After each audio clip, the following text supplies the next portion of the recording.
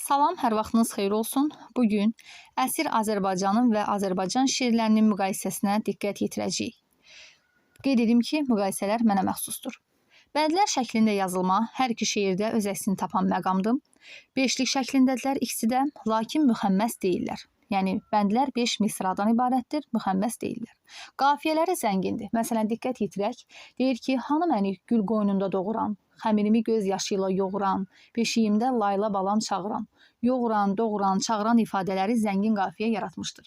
Və yaxud da el bilir ki, sən mənimsən, yurdum yuvam məskənimsən, mənimsən, məskənimsən, vətənimsən ifadələrində də zəngin qafiyə yaranmışdır. Asonans və alliterasiyadan istifadə var. Asonans sait səslərin təkrarlanmasıdır, həmahəng yaratmasıdır. Alliterasiya isə samit səslərin həmahəng yaratmasıdır. Məsələn, ağrı dağdan ala gözə ötürsə, burada A səslərinin asonansına diqqət yetirilmişdir. Və yaxud da Səməd Vurğunun şeirində də eyni məqama rast gələ bilərik. Yurdum yuvam məskənimsən. Y hərfləri, Ə hərfləri həm asonans, həm də alliterasiya yaratmışdır. Bakının adının çəkilməyi də hər iki şeirdə ortaq olan fikirdir. Səməd Vurğun yazır ki, bizim Bakı, bizim ürək. Almas Yıldırımın şeirində də qeyd olunur ki, Nazlı Bakım, o neft qoxan gülümdən Nazlı Bakı ifadəsi ilə epitet yaratmışdır və müəllifə görə müəllif bildirir ki, qürbətdə olanlar üçün neftin qoxusu belə gül qədər ətirlidir, gözəldir. Yəni, həmin o qoxuya da həsrət qalıblar sanki qürbətdə olanlar. Toponimlərin adları çəkilir hər iki şeirdə. Səməd Vurğunun şeirində Qazax, Göygöl, Qarabağ əsər özü genişdir bu şeir. Yəni, bizə çərçivəmizə, dərslikimizdə olan hissəyə görə sırf bu toponimlərin adlarını məsələn göstərə bilərik. Min Qazaxda köhlən ata, yalmanına yata-yata. Və yaxud da digər bəndləri də var. Deyir ki, Lənkəranın gülü rəng-rəng. Yəni, Lənkəranın da adı məsələn vurğulanır və s. Və Almas Yıldırımın şeirində də göstərilir ki, xəbər alsam Muğanımdan, Milimdən, Nazlı Bakım, o neft qoxan gülümdən. Bakının, Milim, Muğanın adları çəkilmişdir. Dağ adlarının çəkilməyi də hər iki şeirdə öz əksini tapan məqamdır. Kəpəz dağdan Göygölə bax, deyir Səməd Vurğun.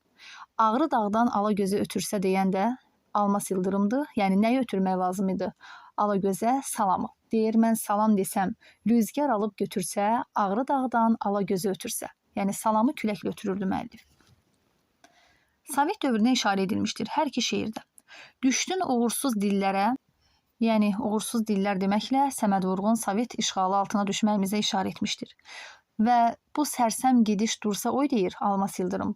Sərsəm gidiş deməklə də Sovet dövrünə işarə edilmişdir. Sərsəm gedişin durmasını da Xəzər dənizindən istəyir. Deyir ki, Xəzər coşub zəncirini qırsa oy, hökm etsə bu sərsəm gidiş dursa oy.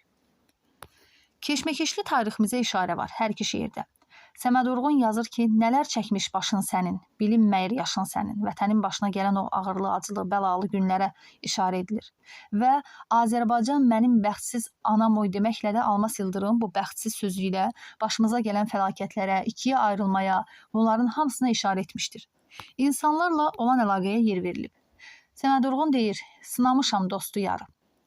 Almas Yıldırım da bildirir ki, kim demiş ki, düşmüş adı dilimdən. Deməli, Almas Yıldırım bu şeiri mühacirətdə yazmışdı və bəzi qism şəxslər ola bilsin ki, bildirib ki, vətəni unutmuşdur Almas Yıldırım, vətəni yadından çıxarmışdı, adı dilindən artıq düşmüşdü. Onlara cavab olaraq şair bildirir ki, mənim dilimdən sənin adın düşməyib vətən. Yəni, kim demiş ki, düşmüş adı dilimdən? Neftə işarə hər iki şeirdə var. Buruqları hayqıraraq nərə salır boz çöllərə. İşıqlanır hər dağ dərə. Buruqlar deyəndə neft buruqlarına işarə edilmişdir.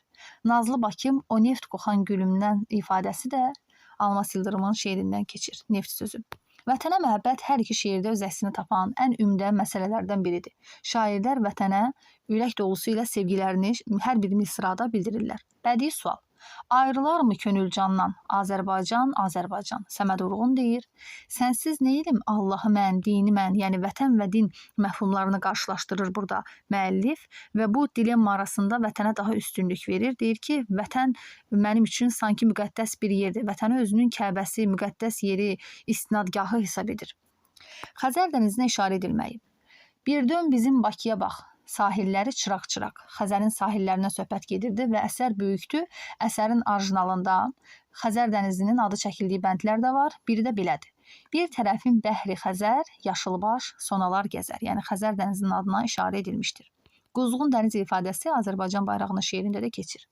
Xəzər coşub zəncirini qırsa oy deyir Almas Yıldırım. Yəni niyə qırsın ki?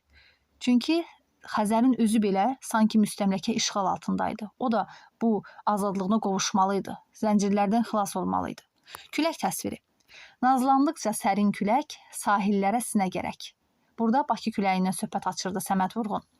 Salam desəm rüzgar alıb götürsə və Almas Yıldırım da vətənə öz salamını rüzgar, külək vasitəsilə göndərirdi. Şair uzaqda olsa da yenə vətənin yuvası olduğunu deyir. Səməd Vurğun yazır. Hey uçsam da yuvam sənsən. Almas Yıldırım da qeyd edir ki, sənsiz neylim qürbət eldə günü mən. Yəni, mənim üçün ən vacibi vətəndir. Vətəndə yaşamaq istəyirəm. Onları qeyd edir. Yəni, vətəni çox sevdikləri bu cümlələrdən də bilinmiş olur. Ölümsüz olanların vurğulanması.